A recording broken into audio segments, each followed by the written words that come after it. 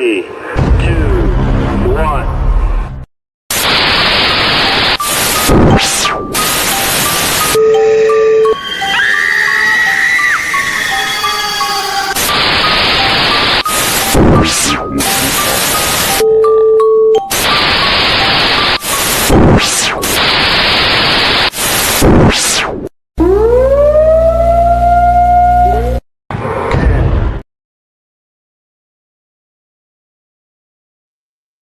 What's going on, everybody? This is AJ Capasso here with Talking with the Source. I'm here with my beautiful girlfriend, Tammy Lee. Tammy, how are you, my beautiful? I'm doing good. How are you? Great, great. We got our great dog Ronan back today. We just want to wish our friend Johnny to get well. He had a medical emergency, and we just wish him the best and hope everything is well. We just want to thank him for taking care of the dog and just being there for us in the time of need. If anyone is in the Connecticut or Massachusetts area and is able to foster a German Shepherd for us, please hit us up and let us know. Right now, we're in a situation where we just need someone to foster the dog for a little bit to help us out. But if you are in the area of Connecticut or Massachusetts, USA, please let us know and reach out to us. It would be a great help. But today, Tammy, we have one of your friends, one of our good friends coming on today. He's an amazing person from what I got to talk to him back already. I'm super excited to have him on. Do you want to explain a little bit to our viewers, a little bit intro about him and let you do it? So we have Nate OL today, and Nate has been a researcher in the field for over 18 years, and he's also really critical to this field, I believe, because he does a lot of debunking, and that's something that is not it's not looked at as much as it should be, because people who do debunking, they're critical to the field because they legitimize actual evidence. Yeah, and they love the field, and they do it because they love the field, not because they want to get famous, which a lot of people, unfortunately, are in this field for the wrong reasons. So it's great to have someone like Nate. But let's bring Nate forward right now. Everybody, this is Nate Elwell. Nate, what's going on, my brother? How are you? What's going on, AJ? How you doing, Tammy? Guys, I appreciate you having me on. And just to hit on something, I want to say, Johnny, I hope you get well soon. I don't know him personally, but Thank you, man. I feel for that situation. Thank you, brother. Really appreciate it. Yeah, he's grown up with me since I was a brother, and had some medical emergencies the other day. So it's I'm glad he's getting the help that he needs and everything. So everything's looking good from the point of view of the doctors and stuff. So everything's going well. So thank you for that. Really, truly appreciate absolutely. it. So Nate, how have you been? How's everything going, my friend? I've been great, man. Stressed because things are busy. But busy is not a bad thing. It can get a little bit overwhelming at times. But I'm doing good. Good, man. Good. So tell us, first question I wanted to ask you can you tell the viewers, our viewers, a little bit about yourself, a little bit how you're a researcher, also about how you critically really debunk these people that are really faking this evidence and making it look like a joke. Can you give us a little background on yourself? Yeah, absolutely. So, I am the founder of the Southeastern Ghost Research Association out of Alabama. I am also the founder of the Newport Paranormal Society here in New Hampshire, where I currently reside. My co-founder in Alabama runs the team down there. I spearhead everything, though. Nothing investigation-wise goes on without my say-so. I utilize TikTok I find paranormal videos, or people share me paranormal videos, and I take each video and I go through frame by frame very painstakingly to see whether or not I think they're legitimate paranormal videos. I also download paranormal applications from the App Store and the Google Play Store, and I test out paranormal applications to tell you whether or not I believe they work. And I actually have a book coming out on those tests end of 2025. So 18 plus years of doing this, and I'm all over the place, brother. Wow, man. Now, with the book, are you going to be specifically naming certain apps, or is it going to be? Oh, yeah, you are. Okay, cool. I didn't know if there was a copyright thing with that, so that's why I wanted to ask.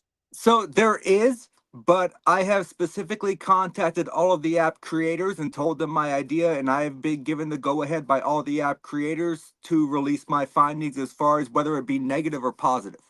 So wow. That is awesome, man. That is absolutely amazing. I was wondering, have you ever tried out the HSB-1 app, the Hope Spirit Box app? Hope Spirit Box. So the Hope Spirit Box sounds familiar, actually. I may Basically, have, like having a mini portal in your pocket, kind of thing. yeah, I may have done that in season one, Oh, okay. and I was not impressed. Yeah, it's Um, not an easy app to get answers from. That's for sure. It's not like a yeah, necrophonic or something along those lines where it I don't seems a lot even, easier. I don't even fully trust Necrophonic, to be honest. Yeah, Uh, so Necrophonic has one specific feature that I cannot stand, and that's the DR60 sound bank. yeah, Um, all these people out there pay thousands of dollars for a DR60 recorder, and can I tell you people something? There was a reason it was only released for 1 year because the recorder's a piece of shit. Okay, yeah, the recorder, it takes, you literally are capturing the background noise of the internal mechanisms of the recorder. So when this stuff happens and you hear this quote unquote EVP, right? Have you ever noticed that when you listen to a DR60 recording, it's very rarely ever clear? Like oh you yeah, hear it's very muffled, it's very grovelly. Let's say yep, that. It's the internal mechanisms, and your mind is creating audio pareidolia, and you're hearing this into words that are making sense to you in the investigative setting that you're in. Do not go out and spend 2 or 3 grand on one of these recorders when you can go out and buy a recorder for $54 at Walmart that probably works 30 times better than that ever recorder ever would. you're absolutely right, man. And I totally agree with you on that. These recorders, especially the DR60s, they're like 4 grand nowadays. And it's like these Oh, recorders easy. are they're going to be breaking soon. You know what I mean? And it's like to pay 4 grand to have it break on you. Like you really got to have it in like a sealed, like hard case to make sure nothing happens to it at all. I mean, it is from the Yeah, '90s, so it's almost 30 years old now. You know what I mean? So it's like I totally agree with you, man. It is a terrible, choppy sounding recording thing because you are getting that pareidolia from the background noise. But I have heard some responses that do actually like relevantly sound like they are EVPs. Have you ever heard something like that? I concur. Now, there is the very, very slim chance and very few times that I have heard responses come through the DR60 that you can tell it's a formulated sentence. Yeah, It's not background noise. You can hear the words to an extent. Here's the thing. The voice is so grovelly that you're hearing anything that is forming a sentence, it's left up to interpretation of the people investigating and the people listening. absolutely. So it's not like you're using like me. My trusted recorder is an RCA digital recorder that I bought back freaking 9 years ago at Walmart. And it gives me some of the clearest EVPs I have ever heard. And I Wow. love that recorder. Cost me 30 bucks. Wow. See, that goes But to show you don't need to spend a lot of money, and you can you still get don't. better results. In all actuality, if you think about it logically, you don't need to spend any money if you want to become a paranormal investigator if you're just starting off. Yep. I'm pretty sure you can go to any thrift store and buy a compass, right? So if you have a compass, if ghosts can manipulate the electromagnetic field and or the magnetic field, they can manipulate a compass. So you can go and buy a compass, you sit it down, you get yourself a cheap camcorder, maybe 30 bucks at a pawn shop. We don't have pawn shops here in New Hampshire that I've been able to find, but 30, you focus your camera on that, right? If the needle on the compass fluctuates, then that is an EVP or an EMF reading. Sorry, not EVP, but that's an EMF reading because it's manipulating the field. Yep. So you could do it for as little as like 30 bucks, or you can make a homemade electroscope. That's always a plausibility. And that's very simple. It's literally copper wire that you slip, you kind of clip off the ends, you curl it up, you hang 2 pieces of foil from each side. You put it into a cap of a mason jar that you've drilled holes through with something to hold it in place, right? As Hmm. soon as you drop that down through and you hold it in place, the 2 pieces of foil act as your EMF detector. If you're asking, can you manipulate this device, being your mason jar with your said foil in place, the copper wire acts as the conduit. And the conduit, if an EMF fluctuation takes place, the aluminum foil will actually separate. Wow, I never knew that. That is absolutely amazing. And you know what? Yeah, and you know what's weird? I've never tried the compass thing either, and I've been doing this for 10 years. I can't believe I've never even thought of doing the compass thing. Well, And I'll tell that's you what, very smart. I've got all the stuff in my closet here to build a homemade electroscope. If you'll be interested, when I go to build it, I'll release a video on it. And if you guys want to try it out and test it, you let me know. Oh, I would love to. That'd be amazing. Absolutely. Thank you, Nate. Appreciate that a lot. Absolutely. Thank you. So go ahead, Tim. So, I was actually down a TikTok rabbit hole recently, and I watched a bunch of your videos. I did. I went down like anybody watching, check out Static Voices on TikTok. I recommend 100%. I love the breakdown. There was a video that I specifically I watched, and it drew my attention. And you were talking about there was a man and a woman in bed. The door moved, and there was Ah, a grouping of cups. Now I didn't notice it until you broke it down and you mentioned it. The cups would not come together, and yeah, when I watched it, I was just wow. How so did I if not catch that? I know exactly which video you're talking about, and if the cups group together like that, and then they quote unquote slid off the table, right, and they fell to the floor. In theory, as soon as they hit the floor, the cups would have separated, but they didn't. The cups stayed in a group and went under the bed. That tells me they were held together by most likely a monofilament fishing line, as monofilament fishing line is the least detectable when it comes to IR filming. Yep. That is absolutely amazing, man, that you have um, built up enough knowledge to be able to catch these little things such as those cups. Because how many hours goes into your debunking? Because the reason why I asked this question is, like me and Tammy were saying, I would have never even caught the cups moving at first unless I truly analyzed that video for a time being and noticed that they didn't that they grouped together and they didn't spread apart and stuff like that. So how much time does it take you to go through these type of videos to do the work that you do? So that's actually a great question. So when I do these videos, and I typically try to keep them under 2 minutes, okay? Well, Sometimes they do run over depending on whether or not I have the stitch function available on TikTok. If I don't have the stitch function, then I take my time and I splice the video together and I do it my way. In that particular video, I had the stitch function available, so I think that video was 2 minutes something, maybe a little over 2 minutes. Um, that 2 minute video took me 3 weeks to put together, and then wow. another I think 2 hours to film because I kept making mistakes when I was talking and had to restart. Wow. That's awesome. Our other host, his name is John Keyworth of JK47. You know him. I'll Yep. follow you back. Yep. He says hello. But yeah, That is so absolutely amazing, man. Two, yeah, three so weeks. That's crazy. typical videos, because I don't do it like most people would. Like I don't watch the video as a whole. So what I do is I download the video Yeah. to my iPhone, right? And I go to the edit function. I might increase or decrease, black point or contrast. And in a lot of videos, you'll see that. I'll put a screenshot up that says, this is the list of the enhancements that I made for clarity. So I could better see what's going on in the video. And then I go through and I still frame every single second of the video. I'm looking for screen splices as far as screen jumps. I'm looking for reflection of fishing line. I am looking for all kinds of aspects that most people wouldn't look for. And it does take a while, but it's a very important thing to do because you have all of these people out there that are blatantly faking things.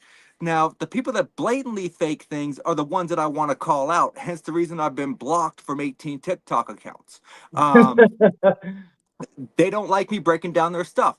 But then you have the other spectrum, okay? You have the people that are just getting into the paranormal that maybe have a year into it, right? Yeah. They don't exactly know what they're looking at. And they post a video that they think might be, say, an orb or a spirit. And it's nothing more than a refraction or reflection of light. And you can very easily prove that by running up your gamma on a photograph and running down your black point. If you do that, the actual orb or the entity within the video would disappear. So it's it's You never it's do that. so it's more along the lines of I do it A to call out the people that are blatantly faking, and B to educate those that are just getting into the paranormal so that way they can actually put out legitimate evidence that no one else is going to tear apart. And that is like so important. That's so important because so many of us are actual researchers working our butts off to actually show evidence, and people who do fake make it that much harder for us to have like legitimate evidence that's actually, looked at. They do. And you know, when you break it down to it, and Tammy, you've seen my videos. AJ, I don't know how many of them you've watched, Yeah, I've but seen a couple because I was just watching them the other night with her when she was binge watching them. So I run the gambit. I do everything from cryptids to UFOs to ghosts, because I am a legitimate Kenny Biddle's coming on my podcast actually. So awesome. I love That's gonna Kenny. be a great combo. I love Kenny. Skeptical Help Desk. Awesome guy. Very nice guy. But I am one of those people that I call myself a paranormal researcher for a reason, because people don't sit down and think about it logically. There's different sects of the paranormal.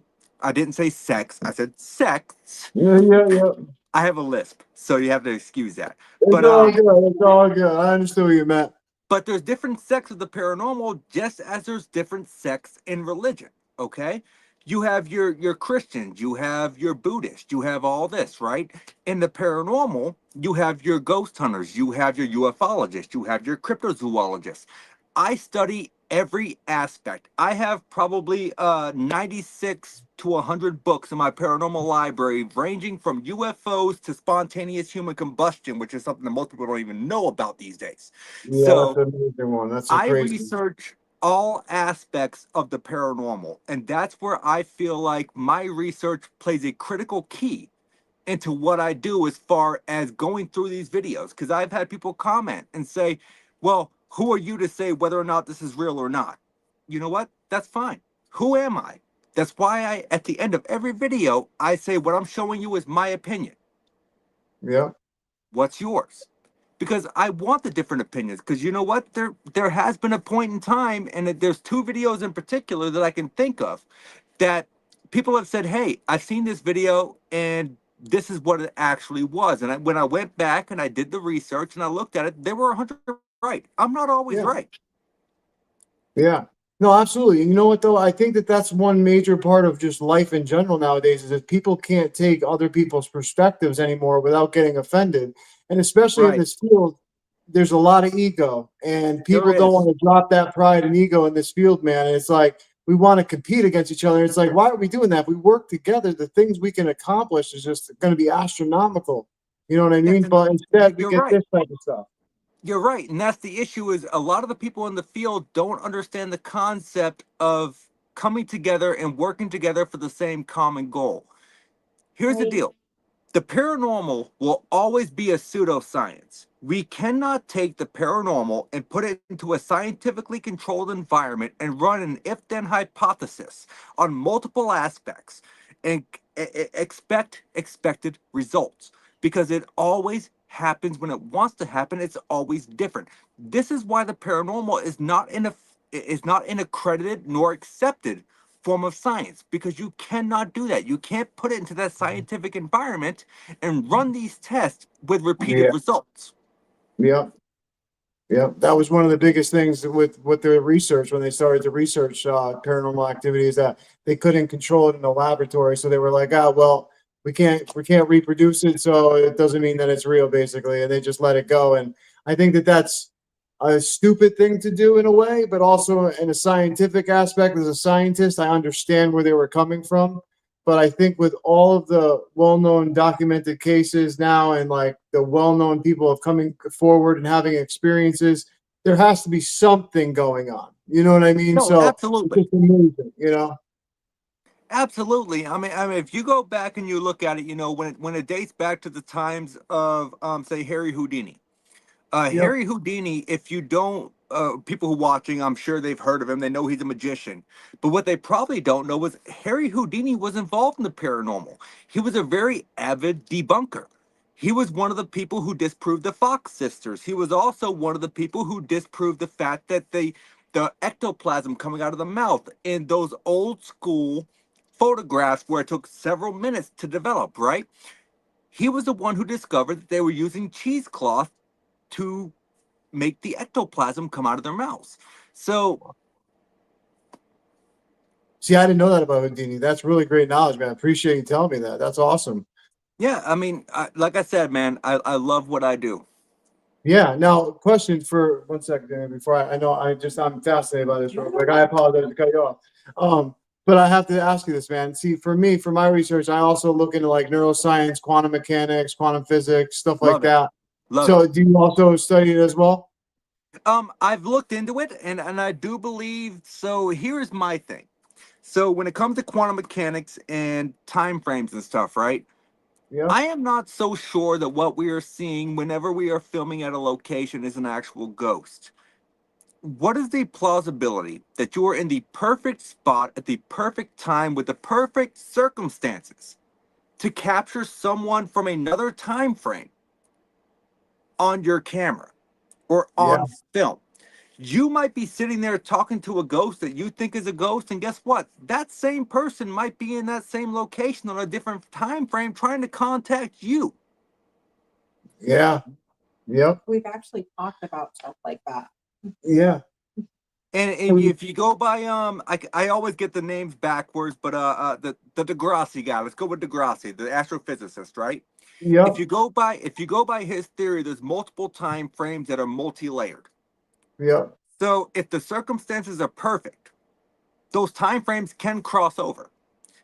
And if you're in the perfect spot at the perfect time, then there's no reason to say the plausibility or the contingency that what you're capturing on film or EVP wise is not someone from a different time frame. True. Absolutely. And I totally agree with that. That could be totally plausible, 110%. You know, one thing I was thinking about too was, have you ever had when you have you ever, been using a spirit box and like you ask a question and you have an answer in your head already, and then all of a sudden, before you get the answer, the question completely out, it literally comes out like before you can even finish the question. And you think to yourself, like, I wonder if I'm actually like my thoughts are actually going into this box, or this energy block of energy is going into this box and it's actually helping me communicate through these frequencies. What if that is actually a theory too? You know what I mean? And when I So thought about that, I was like, I was like a little thrown back. so it's not a bad thought. And the reason I say it's not a bad thought is this. I'm going to go to haunted objects or spirited objects, whatever you may call them, right? Yeah. If you are projecting that mind frame into said device, it's a Yeah. physical device, right? People say that the stone tape theory is a real thing, that the the surrounding area can absorb your energy. So what's not to say that if you're holding a physical device, or even if it's set by you, that the energy that you are putting into that device is not receptive to that said energy? Amen. Just Amen. as just as a clown doll, which I have one in my closet, his name is Ian. Um, just as a clown doll could not absorb the energy of everyone else around them and or harbor that energy and then submit it. So in theory, if you're using a spirit box and you use it quite often, why, I guess in theory, obviously I'm going to say in theory a lot here because it's all theory, Cool. would that device not be able to absorb what you're putting out and answer the questions before you have the chance to actually get the full question out? Because if you absorb enough energy, or if that device absorbs enough energy, let me rephrase, then why would it not preemptively already know what you're going to ask? Yeah.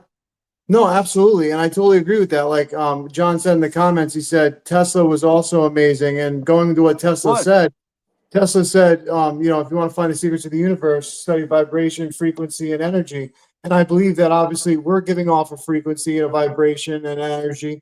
And what if we're able to match that frequency, energy, and vibration with these physical devices, making them go off, and us yeah. actually thinking, oh my gosh, we're actually communicating with something, but in reality, we're communicating with what we would call our higher selves in a way. You know what No, I'm saying? It's kind of a and weird that theory. and that is very plausible. And so, when it comes to frequencies and stuff, right? There is a frequency known as the ghost frequency. It's a very low infrasound frequency.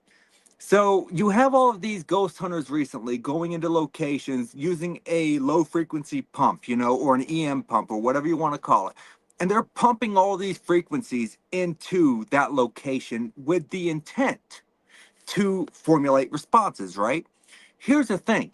The ghost frequency, which is a very low hertz frequency as far as infrasound goes, has been known to make the eyeballs vibrate. When your Yep. eyeballs vibrate, it makes you hallucinate. So you could be sitting there not even knowing you're experiencing this, and your eyeballs start to vibrate and it makes you hallucinate. It's also the same thing as when you go into a basement of a very old house and they have unshielded old wiring or knob and tube that's not been properly capped off and stuff like that, right? You are subject to electromagnetic hypersensitivity. Electromagnetic hypersensitivity can make you physically ill, it can make you hallucinate, it can make you throw up, it can actually physically give you rashes, believe it or not. So there's multiple things that people need to take into account when they're going into these locations. Yeah, absolutely. I mean, people don't think that this field is dangerous, It but is it is. It is. not, and it's not just the ghosts that are dangerous. I know people personally that have went into locations and found people that were there, vagrants, Yeah, just huddled up because they needed a place to stay. Those people are dangerous as well. So there's a lot of aspects that can be dangerous to this. definitely. Oh, I forgot what I was going to ask or mention earlier, but we were on the topic of like kind of like manifest using your say you have a group of people and they all are told like a location is haunted, there's activity there. Now, what are your thoughts on whether you can go into a location that's been you've been told, like a bunch of people have been told that this location's active? Do you think that activity is going to manifest from these people's like thoughts going into it? Okay, so we're going on. Okay, so we're going into Oh, hold thought on. We just forms. lost you, Nate. Hold on. Talk one more time, brother. Can you hear me now? Very low. I don't know what just happened to your microphone. I don't know. Can you hear me now? Yeah, we can hear you very little. Hold on one second. Weird. That's all right. We'll have to get a little closer. No big deal. So go ahead, Nate. Apologies about Okay, interrupting you. so from what Tammy was saying, is she wanted to go into thought forms and egregores? Yeah, like tulpas and egregores. Yep, so tulpas and egregores thought forms. So here's the thing. Do I believe they're a real thing? Absolutely. If you go by the stone tape theory, if people are going in there believing that something exists, it's going to exist. Slender Man's a good example. You had those two kids in Wisconsin that saw Slender Man and basically stabbed their best friend. And, that was horrible. You take the Sally house, for example, the Sally house. You go in there and there's no physical proof that Sally ever really existed other than the name Sally. So you're basically calling forth a thought form that so many investigators have went in there and they're like, I'm going in there to contact this person, and that's who they're trying to contact. The pale crawler at Waverly Hills is another good example on the third floor. Where did the pale crawler come from? Who decided this pale crawler exists? But the legend and the lore exist so extensively that everyone goes in there and they're afraid of this creature. But was the creature ever even there to begin with? Or did the people going into the location that had heard the lore imprinted that into the location itself? See, that's what I think. I believe that when you hear a house that's called, say, a demon house or something along these lines, and it's just like with religion, over Mindset. thousands of years, the church talking about Satan and demons and all this stuff, turning away from the church, you're going to be a sinner, all this stuff. It put fear in the hearts of so many people over thousands and thousands of years. And you don't think that that energy created that these thought forms? And you know what I Oh, mean? Like, so same thing with locations. You get the same type of fear going in. People think there's a demon in this location because of the TV shows or whatever.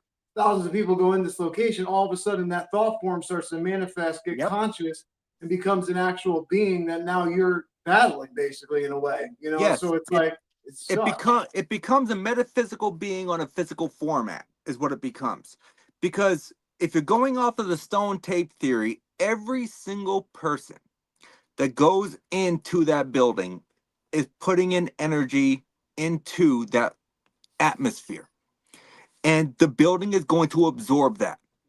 So if the building does indeed absorb that and people go in with that said mindset, then there is no way that we can disprove, I guess you could say, that a thought form could not take place as far as a ghost or a physical manifestation. People are going to see what people want to see based off of the lore of the location. Because I could tell you something. The Lizzie Borden house is very well known for its hauntings, right? I've been to the Lizzie Borden house. I slept on the floor where they found Mrs. Borden's body. Didn't experience one thing the whole night. wow. Wow, and I've heard so many people going in there that have experienced stuff, so that's pretty It is wild. overhyped. Wow. My Now, opinion. what is your theory on it? What's your theory on why that happened? My theory on it is because I go in there not expecting anything to happen. Most people that are paranormal investigators, they go in there with the anticipation that something is going to happen. If I you like go that. in with that anticipation, any little noise you hear is going to be possibly a ghost. Why? Because half of them, and I'm not trying to say this to be mean, not trying to say this to be rude, but half of them will sit there and overreact and not get off their asses to go look. Oh yeah, I agree. I agree 100%. And it's not me down talking to anybody. Don't get that twisted, okay? Oh But no, if I, definitely if not. if I'm in a location and it's completely quiet and I hear a noise, I'm not going to automatically assume it's a ghost. I'm going to get off my ass. I'm going to walk out and I'm going to walk that location to see if I can figure out where that noise came from. That is part of debunking because Amen. who Seeing knows? if you can recreate it. Yes. And you know what? And I'm very good at that. So that's why I'm a very, very excited to go to Broadhead Manor in Wisconsin in July. Nice. I was invited as a guest of the owner, Bill Walter of Broadhead Manor, to come in and try and disprove the activity in his building. Wow. That's awesome. And so I am looking forward to that. I'm sleeping on an embalming table. I'm going to be sleeping in an ice casket. Like, Oh, that's awesome, man. That's gonna be a fun time. I love it. I'm looking forward to it. But yeah, so I mean, sometimes these places that are so overhyped, Um, people go in knowing the lore, they know the legends. But a lot of people don't know that technically the murders that happened on the Borden properties weren't even the first murders that happened there. Her aunt drowned her 3 kids in a well before the murders ever took place Oh I wow. didn't know Yeah, I that. didn't know that either. because it's research. And a lot, Yeah. and here's the thing: is I'm not saying y'all don't do your research, obviously, because we weren't. Oh no, I That haven't wasn't been going there, to so come up. that's why I haven't Yeah, done that my wasn't going to research on the come up. place. I haven't But been there, so that's why I'm glad that you're telling me this because I do want to go there. I will tell you for aesthetic value, it's great to go. Um, if you want to stay the night, that's all good and well. Because let's be honest, paranormal activity happens when paranormal activity wants to happen. Yep. It just may have been that I was there on a quiet night. Yeah, It does happen. But like I am a firm believer in have your facts, have your research, know what you're looking into. Um, definitely. Definitely. I I totally had a agree. point to that. And I'm sorry, I had a fucking brain fart. No, totally good, man. Totally good. I totally agree with everything you're saying, 110%. Bobby, I know you want to say something. I also feel like with locations, just like, there's energy out of location, each individual investigator or team that goes in has their own energy. Sometimes Yes. the energies mingle with each other and sometimes they don't. So that can play a part in getting activity as well. No, and you're absolutely right. It definitely can. And another thing that really works my nerves when people categorize everything as a demon. Oh, don't even get me going, man. That's one of the most biggest pet peeves of mine ever. I have been investigating the paranormal for 18 years. Never once encountered a demon. Now, have I encountered a few nasty human entities? Yes, absolutely. Because let me tell you something. For all you people out there that are just getting into the paranormal and you're just starting to investigate, right? If you go into a place and you get scratched, that doesn't mean it's a demon. If you go into a place and you get physically manipulated, that doesn't mean it's a demon. If a spirit in that house was a very bad or naturally dispositioned person in life, they're going to be that way in death as well. So Yeah. it doesn't mean it's a demon. Let me tell you something. I went to a place called Mount Zion Chapel Cemetery in Dothan, Alabama. It's not even on the map. If you didn't know what this place was, you would never find it. Wow. And it took me almost 3 years to find it, actually. When I finally got the chance to go there, because the whole reason I wanted to go was I was told that there was a church in the grounds that burnt down, and the only thing left was the basement, and there was a witch buried on site. That was the whole reason I wanted to go. So we get there. When you go into the ground, right? Typically, if the temperature on the surface is X degrees, you go into the ground, it's going to be a little bit warmer, right? Yeah.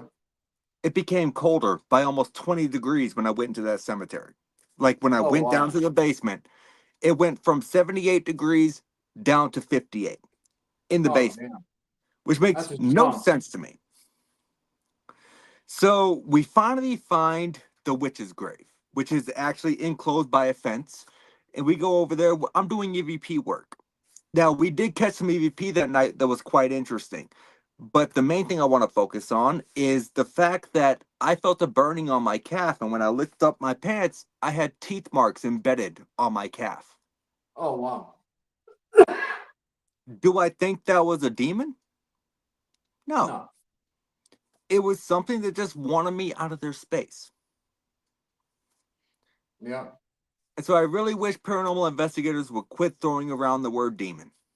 You know, it's the television shows, man. The television It shows are is. getting worse with it. It's getting really bad. It's all about entertainment now, you know. And it's like it's really bad because people don't understand like especially for me when I first started this 10 years ago, I obviously had the same belief like, "Oh my God, I'm dealing with demons or something and I'm going to get possessed or something along those lines." But the more I did the work, I realized that the amount of love that is shown on the other side is so much greater than any negativity that is shown on the other side. Yes, you'll encounter negative spirits.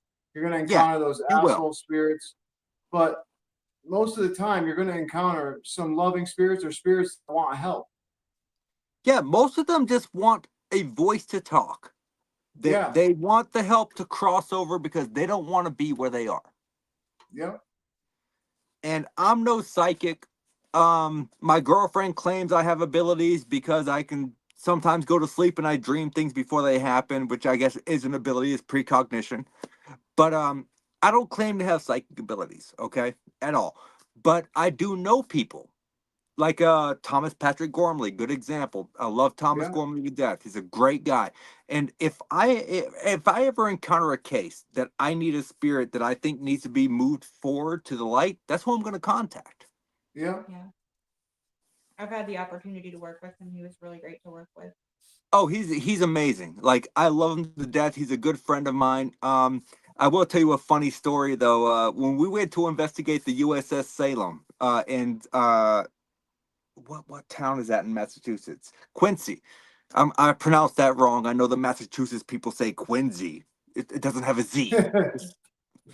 But anyways, we went and investigated the USS Salem, and when we were invited for the event, I was super stoked because it was the first public event that I had ever been invited to be a part of as far as a co-head investigator. I was super stoked, and we go down there and we get to the hotel room, and I meet him there, and he buys me a drink, he buys me dinner, and he's like, "Just to let you know, after the event, I called Big Spoon." I was like, "No." He's like, "Yeah, I'm just fucking with There you. We got a double bedroom. I'm just messing with you." you go. That's great. I love Thomas to death, though. He's a great guy. Yeah. He is probably one of my favorite people in the paranormal, to be honest. That's I awesome. like his compassion. Like when he goes in, he's very compassionate with the spirit He world. And is. I love that. He is. And there's a whole other side to that story that he might be willing to tell that it's not my place to tell, as far as when it comes to the Salem. So I can't touch on that. But what I can tell you is he's a great person. I love Thomas to death. He's one of my best friends. That's awesome. Yeah, it's great to find people like that in the field where you can connect with, and it's great because having a show like this for us, we get to meet such amazing people like yourself, like Thomas. We've had Thomas on before. I mean, How about it's been amazing to meet all these great people, and I'm super so? excited that I got to meet you, man, because it's been absolutely amazing to keep this conversation going because all the stuff that you're into, man, is exactly what I'm into. So like, it's fascinating some of the stuff you're telling me because some of the stuff you're telling me I've not even heard of. So I'm deep into this, man. So please keep going. So when you say amazing people, I assume you're talking about Mothi over here, not me. Yeah, yeah, Yeah, no, that's awesome. brother, after the podcast or whatever, man, anytime you want to reach out, you have any questions, do not hesitate. Thank you, man. Appreciate that a lot. I really do. Truly I, appreciate that. I am here to further the field of research. Like, I don't make money off my TikTok. I don't make money off my YouTube. I don't make money off my Facebook. I take that back. I made 43 cents off my Facebook last year. Yes, Rich. Rich. But I don't do this to make money, man. I do it to educate. And Absolutely. I feel as though if I have the amount of experience that I have and the way that I think, if there is a person out there that kind of wants to come under my wing and learn from my experience, my knowledge, I mean, it would be wrong of me for the field to not try and take them under my wing and teach them what I'm looking at and what I'm doing and furthering the field itself as far as the research goes. Well, let me ask you. Sorry, go ahead. I was saying I absolutely love that. More people need to have that mindset. Yeah, Unfortunately, I'm just gonna straight tell you, 70% of the paranormal field these days, hence the reason of my podcast that I have coming out, The Paranormal Unveiled, which I'm sure you would have let me plug that later, but I'm gonna plug it now. yeah. Go ahead. Is to tackle these controversial issues.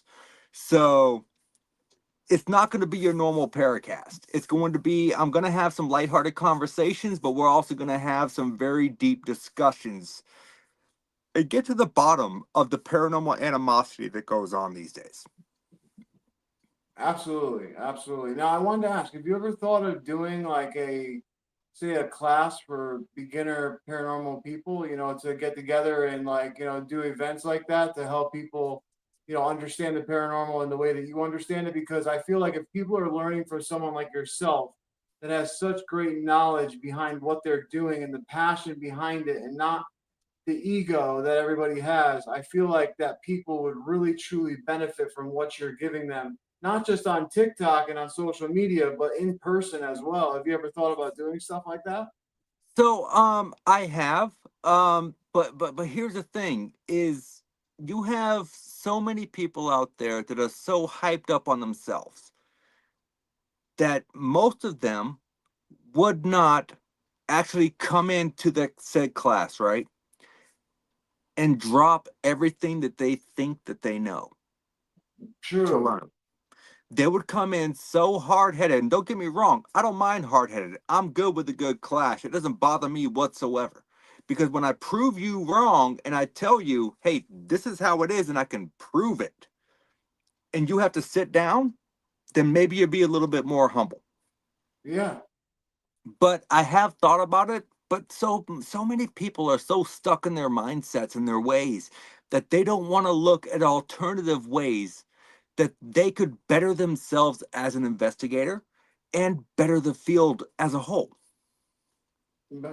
Man, that's the reason why I do this podcast is to get different people's perspectives on things, to get different people's knowledge, to get different people's point of views. Because, like I said, I learned something from everybody that comes on this show, whether it be a person who's been doing paranormal for a month to 40 years. I learned something from each and every one of you guys that come on.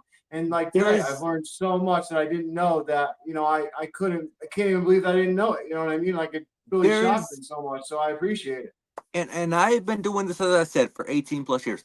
There is always an opportunity to learn. I Yep. personally do not know everything. There could be someone that comes in that's been in the field for 2 years that has thought of something that I never would have thought of. But you have to take that into account, because if they bring that to light and there's a legitimate light, you need to stop, reevaluate, and think, hey, how can I include this into my normal routine? You cannot discredit these people if they come forward with true stuff. You can't. Yeah. You have to be willing to adapt and learn. And because none of us knows everything, as I previously said, this is a Yeah. pseudoscience. None of us knows everything. Amen to that. And that's why it kills me when I see people at certain paracons or at certain events, and I see them come up and get introduced as the expert or the, Oh, you know what I mean, or like the dollologist on a TV show, and I'm like, what the frig is a do dollologist? You not know what I mean? do not get me started on the paranormal expert term, because let me tell you, I have had multiple podcasts in the past that wanted to introduce me as a paranormal expert. I said, nope, not going to happen, because I am not an expert. No one in this field is an expert, because there's nothing scientifically proven. You introduce me as a paranormal researcher. Yep. See, that's why I asked before we started, because some people like that term, and I mean, me You know personally, why? I feel the same way you do. There is no experts in this field. Nobody knows everything that's going to happen. I mean, dude, I died 12 times, had a near-death experience. Remember where I went to? Remember the being that I saw that sent me back, and I still don't have the answers. So So, you, it's like, you know what I so, mean? I have so more you've questions than answers, if anything. so you've encountered an NDE. Yes. I would be intrigued to talk about that, to be honest. Oh, definitely. We can Um, do it after the show if you'd like, for sure. yeah, I would like to discuss it after the show, because I'm very curious. Because NDEs, they typically, people who experience that end up having psychic abilities afterwards, and I'm really kind of confused as to how that happens. Maybe you're so close to the other side of the veil that you get connected. Um, Yeah. I, I, I don't know if you claim to have psychic abilities or not. It's just something that I've realized is a pattern or a Well, trend. what's crazy is when I was little, I remember seeing a younger boy that I would play with named David. And it wasn't until after I had this NDE that I came back and I started to experience this feeling where I was able to sense energy in a room. I was able to sense when, like, say, if someone like had an argument a minute ago and I walked into that room, it Oh, was that literally like, tension. oh, the tension was unbelievable. Like the electricity would just stand all my hair up. Yes. And then literally like I would feel like certain like entities in the room, like energies in the room, but I could feel that they were male or female. And it was a weird feeling and sensation. It still is to this day. I really don't know how to control it. So when it happens, it happens. And when it doesn't, it doesn't. I can't really control it. But it is weird that I did come back. And I think from touching that other side, I think that that's what really brought me back to when I came back in my body, maybe more conscious, more energy came into my body and I'm Perhaps. able to tap into it. I don't know. Perhaps. I mean, NDEs have always fascinated me, just because of the people who, there's so many discrepancies as to what they experienced during the time frame from when they left to when they came back. So I would be very curious after the show to discuss that with you, because I know the show's not technically about that, but it's y'all's show. Y'all make it about whatever you want. I'm just along for Oh the no, ride absolutely, talking. man. No, absolutely. I mean, I told it so many times on the show. That's why I'll tell you afterwards. But I literally, it was a crazy experience. I remember everything from. So a little background on myself, Nate, is that I was addicted to opiates for like 10 years. I got addicted right when I got out of high school. I fractured a vertebrae in my back. My doctor prescribed me a bunch of painkillers. Ended up getting addicted. Then I ended up started partying and obviously going down the wrong path. I ended up It overdosing happens. 12 times. And the last time I overdosed, I remember I died for over a minute. It was like a minute, 15 seconds, somewhere around there, they said. And my heart completely stopped. They were doing CPR on me. And I remember everything. I remember seeing them in the room doing the CPR. I remember them talking. I remember what they said. Then I remember going through this tunnel. I remember seeing this beautiful place that I went to that it opened up to. I saw my life review. I'll get into more detail after the show. Yeah, please. And then I saw this light being that I couldn't look into, and he told me, basically, it's not your time. What are you doing here? You need to go home, and basically sent me back. And it was a crazy experience. I honestly thought that I was going crazy when I came back because of the feelings that I was getting with the energy stuff. That I went to doctors and was like, I need brain scans because I think I screwed myself up from the drugs. And they were like, no, you're actually fine, like, believe it or not. And I'm like, there's no something not fine. I went to like 5 doctors because I was freaked out. Right. So my question here, and we're in this real quick as far as that conversation, and we can touch back on it after the cast. Yeah, Did you see yourself outside of your body as like physically looking at your body and the people doing these things, or was it from your yes. physical eyes that you were seeing it, or do I you was think? like Do we're you think seeing you in were our body, like we're okay? So seeing right now out of our eyes is exactly how I saw my body on the ground. And I okay, so saw them working on my body. And basically what happened was I was able to be, just by a thought, I was able to be anywhere I wanted in the room, but in multiple positions all at once, simultaneously understanding each view point that I thought of. So if I wanted to be over the left shoulder of the guy on the left in his thoughts, if I wanted to be on the right side shoulder of the right guy, I could be all those 3 places all at once, understanding each one simultaneously. It was the most fascinating experience I've ever so had. so almost like an astral projection with a mix of transcension Yeah, point of view. Like you were able to be wherever you wanted. yep. And just by a thought. That is so interesting to me.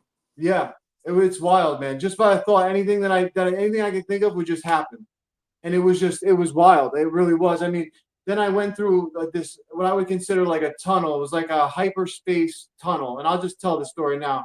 And That's basically, fine. I went through a life review, and the life review wasn't just a life review of my life, but it was from like the beginning of time, and it fast forwarded all the way to my life, and then went to when I passed away. And what happened was is it didn't show me a life review of like someone judging me.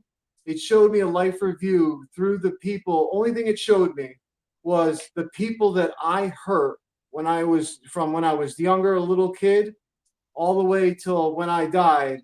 It showed me everybody who I hurt, but it showed me and made me feel through their eyes and through their perspective whatever I said to them or whatever I did to them that hurt them. And I felt all of their Wow. pain. And that judgment alone sent me when I got back, I actually contacted this girl from 5th grade who I made fun of because I remember seeing her in my life review, and I luckily got to apologize to her. And she was like, wow, I can't believe you remember that. And I told her the whole story, and she was shocked by it. And then, like I said, it opened up to this beautiful place. The best way I can describe this place, Nate, was it looked like a Canadian wilderness that wasn't touched by man yet. Absolutely a beautiful like earth, but the only difference was that it had very vibrant colors. It had like colors and flowers that like I can't even replicate on earth. They're strange colors that I've never seen before. And other NDE people have tried to replicate these colors that we all talk about, and nobody has been able to do it yet because they're so vibrant. And then I got approached by this light being, and like I said, I couldn't look into the being at all, but I felt the presence of my soul. I felt the light hitting my skin. Everything was very intense. I couldn't look into him, and then all of a sudden I knew it was a him because it telepathically talked to me in a deep man's voice and said, "It's not your time. Why are you here? You must go back." It was something along those lines of what it said. And then I got sent back into my body. And when I got sent back in the body, that's when they hit me with the paddles. And when they hit me with the paddles, I sat up and I started screaming, "Where am I? Where am I?" Because I thought I was in this place that I was not familiar with. And it felt more real, Nate, than it does now. Like I feel like I was awake when I died, and now I'm back in a slumber. That's what it feels like. Well, I can tell you from my experience of being a certified first response medic for a fire department, as well as other things. When you hit someone with those AED paddles, right? They typically, when they sit up, the first thing that they say is either "Where am I?" or "What are you talking about?" Mm. Wow. So I have had to use AED paddles quite a bit. I'm a certified first response medic from my time as a volunteer firefighter in Alabama. I also build bridges for a living. I'm certified in CPR as well as multiple other first aid aspects. Um, so I fully understand exactly what you're saying. When you feel that shock and you sit up, I've never personally felt the shock. Yeah. Um, but I have had people sit up and say things very similar. Yeah, no, it was a jolt. Like I tell you, coming back into my body from getting, I went down the what I would call the tube or the hyperspace area. I went down that so fastly, it was like I was falling super fastly. And when I hit my body, it almost kind of like when I jumped back into my body, it almost hurt. That's how fast I went back into my body. And it was just like a Interesting. shock. It was just like, I can't, it wasn't like the shock from the paddle alone. It was like a shock from my spirit entering back into my body so quickly. It was a very weird, Interesting. like it's hard to explain the feeling. Yeah, and you know what? Once again, I've never experienced that particular feeling. But what I can tell you is that people that have been or that I've been in the presence of being brought back from it, they describe something very similar. Definitely, definitely. Yeah. I've been studying NDs now for a little while, and it's amazing how many NDs I've come across that have similar experience of what I've had. Like similar like things like the flower or like the flower Yep. colors, certain vibrant colors. The Especially light. especially the colors and the being that you cannot visualize. Yeah. It's like Yeah. the light blinds you and you Yeah. cannot visualize the being, but you can hear its voice. You know what That I is got very though, common. Nate? You know what I got though? One of the things that they showed me in my life review, when they showed me from the beginning of time till now, one of the things that they instilled or like it was like a knowing that came into me was that the way that they described God to me, because my thing was is that I thought I was going to get judged by this being, because that's what I grew up knowing is like Yep. this, this guy on a throne is going to judge me and all this stuff. And what they explained to me was that they explained it like this: if you take a glass of water, you put a plastic wrap over the top, and you tip it upside down, and you poke a little hole inside of it, and little droplets start coming out. The water in the glass signifies the consciousness energy, the source of all energy, which is what we know as God. And the droplets coming out are the extension of that source of energy, which is the souls like us. Whereas that energy that has made the universe, that is the creator, the source of all things, is inside of us, meaning that is with us at all times. It is always with us, and also that we have the power in itself to manifest and create things into our reality is something that they instilled in a knowing when I was there.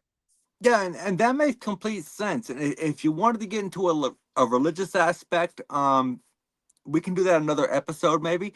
Oh, But definitely, definitely. I was raised Southern Baptist, but Yeah. I'm Wiccan now. Like I know that there's 355 different versions of the Bible printed worldwide, and every single Oh, fucking yeah. one of them says something different. So I mean, it's a great bedtime story, and Yep. that's my standpoint on it. And That anyone out there no, who's that's Christian who's watching this, I don't mean to offend you, and if I offended you, then well, I offended you. I'm not going to apologize.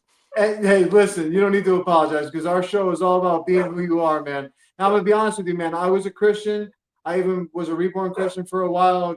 Gave my life to Christ when I was 15. But after having the ND experience and going down this paranormal journey, I have now studied like multiple major religions, and I'm no longer. I don't consider myself a Christian anymore. I consider myself more spiritual than being religious in any aspect Right. because it's just I know God now as way bigger than a little book that has some stories in it that man Right, wrote. and that's You know what I 100% mean? true. And like I said, if you look back on it, there's so many different versions of the Bible printed, and every single story says something a little bit differently. Whether or not you realize the phrasing is everything.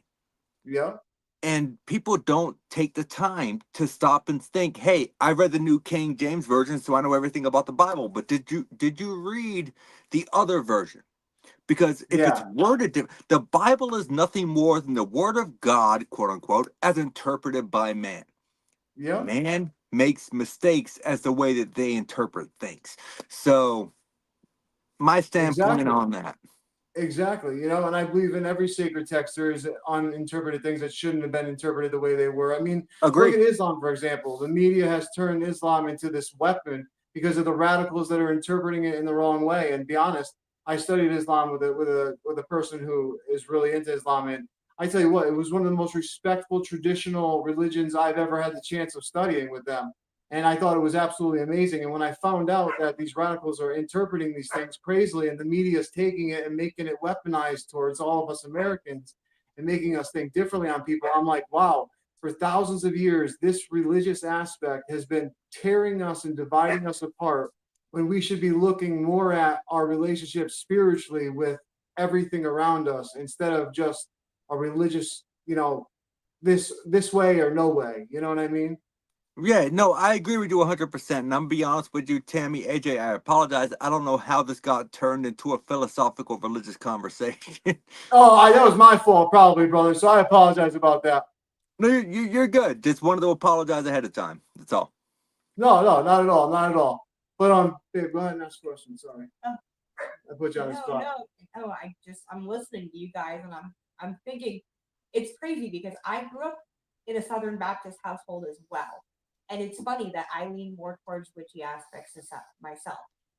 So my witchy aspects comes from family heritage. I have a family member, Esther Elwell, that was tried and found guilty during the Salem witch trials. Wow. Oh, wow. She fortunately the witch trials ended before she was hung. She was scheduled to be hung, and the witch trials ended a week before her scheduling to be hung.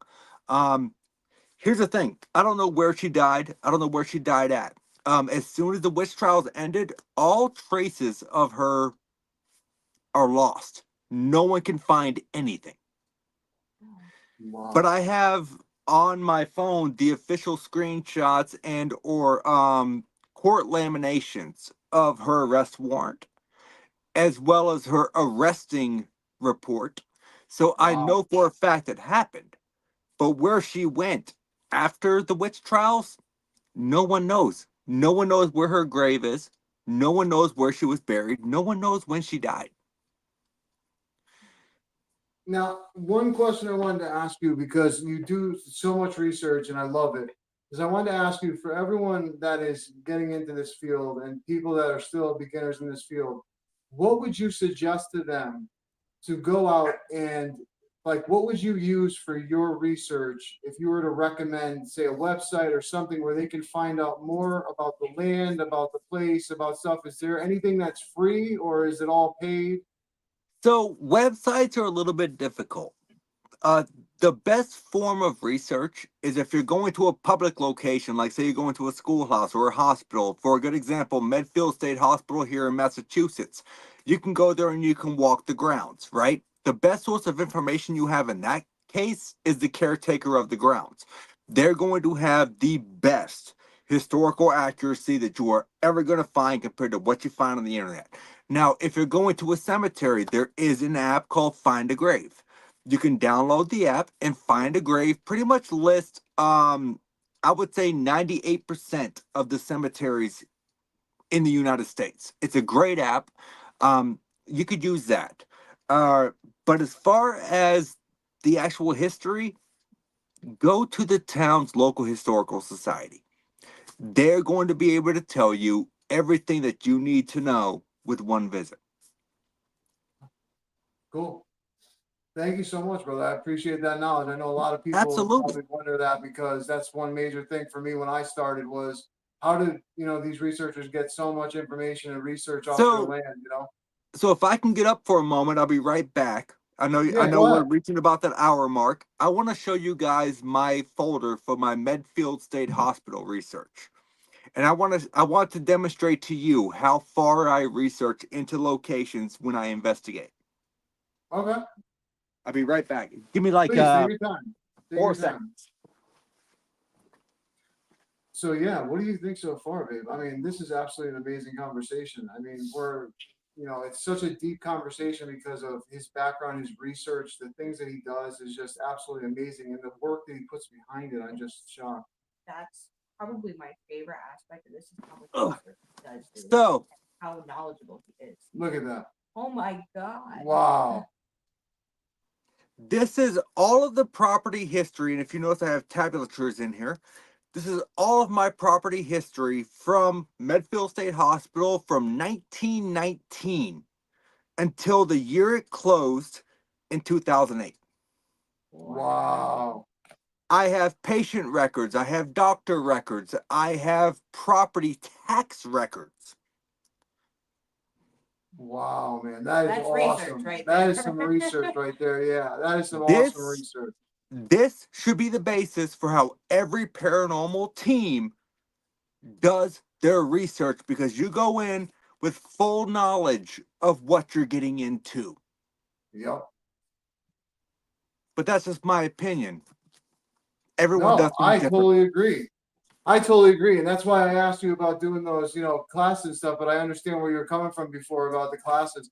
But I mean, people can benefit so much off your stuff. So please, I know we're at the hour mark, we got to end, but please plug all your channels, plug your book that's coming out, plug all the stuff in that you have, and let our viewers know where they can find you to learn more knowledge, man.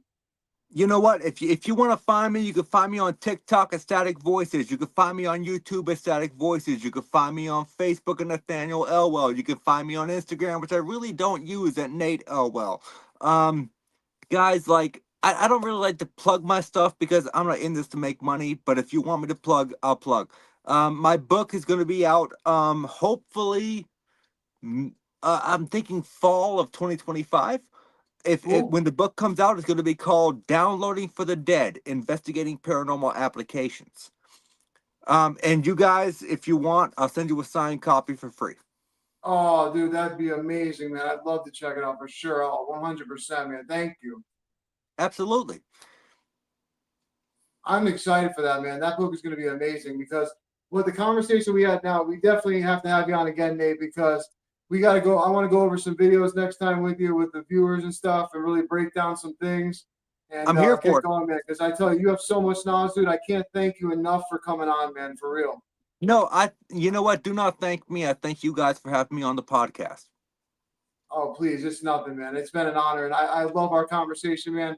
I'm going to be talking to you even more, man, because there's more that I want to learn from you. So I appreciate the knowledge that you're willing to share and taking Reach people out. under your wing, man, and keeping this field, authentic. Reach out whenever you feel the need. If you have any questions, if I can assist, I got your back. Thank you, brother. I appreciate you. Absolutely. All right, man. Well, hey, until next time, thank you so much, brother. We truly appreciate you. If you want to hang out and back and still talk, we'll Yes, talk to you sir. at the end. If you got to go, I completely understand. Nope, I'll be here. All right, brother. I'll see you in a minute. Thank you so much, Yes, my sir. brother, for coming on. No, thank you guys for having me. Anytime. Wow, babe. So, like I was saying before when he got up, the conversation we had was absolutely amazing. I mean, there's so much knowledge, and it's just like the research that he puts into everything and the debunking videos. I mean, the thing we talked about with the cups, I would have never pointed the cups out. Like, for anybody that's listening on Spotify like that, there's a video. If you go on Static Voices, correct? Static Voice on TikTok. You'll see this video, and basically these cups get pulled off of the dresser, and the way they get pulled off the dresser, they get pulled off and they get grouped together. And when cups fall off a dresser, they're not going to get grouped together. They're going to obviously spread out like normal cups would. And you could tell that it was pulled by a fishing line. But the way that he caught this, you would really have to analyze this video hardcore to really catch this, because I didn't catch it to begin with until he went back and showed it. And just the knowledge that he has, everything, I truly, truly believe that he is a great soul that is in this field for the right reason. And I believe that people should definitely follow to learn more information from him. Absolutely, 100%. More people need to follow his lead and take the initiative to actually debunk and look into things a little bit further instead of, crying wolf all the time, because it does make other investigators who are doing legitimate work have to work even harder. Absolutely. Absolutely. And Morgan Caldwell said he does an amazing job analyzing and breaking everything down. And that is absolutely right, Morgan. I appreciate Morgan so much for sticking around. To answer your question before, no, I have not been visited by a light being since. I've been visited by family members. I lost my family in 2020 from heart attack, cancer, and then some COVID related things. So I lost one side of my family, and you know, I get visited by them constantly on a nightly basis, which I'm very grateful for. But other than that, no, I haven't been visited by a light being again. But we wanted to thank you, Morgan, for checking out this show and sticking with us for it. We really, truly appreciate that. And we hope that you'll follow us for more and come and comment more and ask more questions, because we will put them up on the screen and get them answered. But we appreciate every single person that tuned in today. Everybody that's on Spotify, we greatly appreciate you. And until next time, we are talking with the source. Thank you, guys. Later.